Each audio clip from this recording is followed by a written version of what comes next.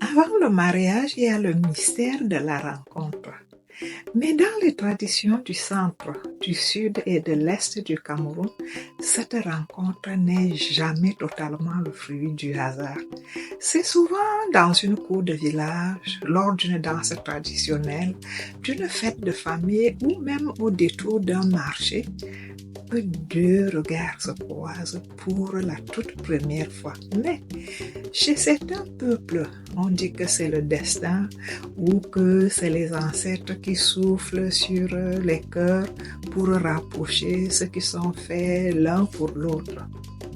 Chez les Fambiti, les Boulous, les Eondo, les Etun, les Maka, on croit que la vraie rencontre va bien au-delà du simple coup de cœur. Dès que le jeune homme commence à s'intéresser à une jeune fille, il doit d'abord observer qui sont ses parents, quel est son clan, a-t-elle des frères et des sœurs, est-elle bien élevée et surtout, y a-t-il lien de parenté entre les deux clans ou les deux familles, est-elle respectueuse? Parfois, c'est un oncle, un cousin, un ami plus âgé qui l'aide à se renseigner discrètement. C'est ce qu'on appelle sonder le terrain et si tout semble favorable, le jeune homme confie alors son intention à un ancien de la famille, souvent un oncle paternel ou un oncle maternel, car dans ces traditions ancestrales, on n'avance pas seul.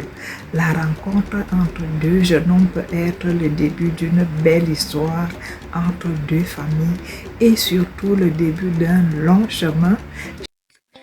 Chez ces peuples de la forêt, on dit que le singe ne saute jamais sans calculer la branche. Autrement dit, avant d'aimer, il faut observer et réfléchir. Mais parfois, la décision du jeune homme de se marier ne venait pas uniquement que du cœur.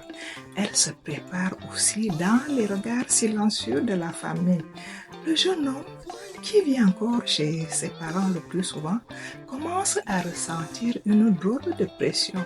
Pas une pression directe, non, mais une certaine pression douce, voilée, pleine de sous-entendus. Quand il dit à sa maman, « Maman, j'ai faim », la réponse c'est en soupirant, « Écoute, je suis déjà vieille et fatiguée.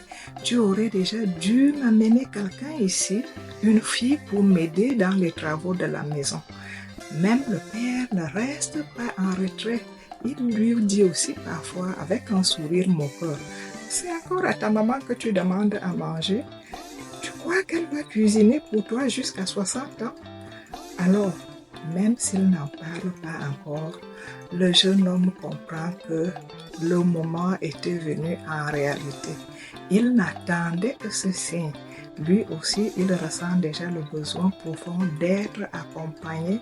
Il voit d'ailleurs son cousin, marié récemment depuis peu, marcher dans le village avec assurance, orgueil, entouré. Il voit ses responsabilités, ses rires partagés avec son épouse. Il est déjà mature. Lui aussi, il doit commencer sa vie seulement avec une femme et avec un projet de foyer, une continuité. Et c'est là que tout commence. Retrouvons-nous à la prochaine vidéo pour la suite du mariage. En attendant, écrivez-moi, commentez, envoyez-moi des audios. Je me ferai le devoir et le plaisir de les publier et de vous taguer.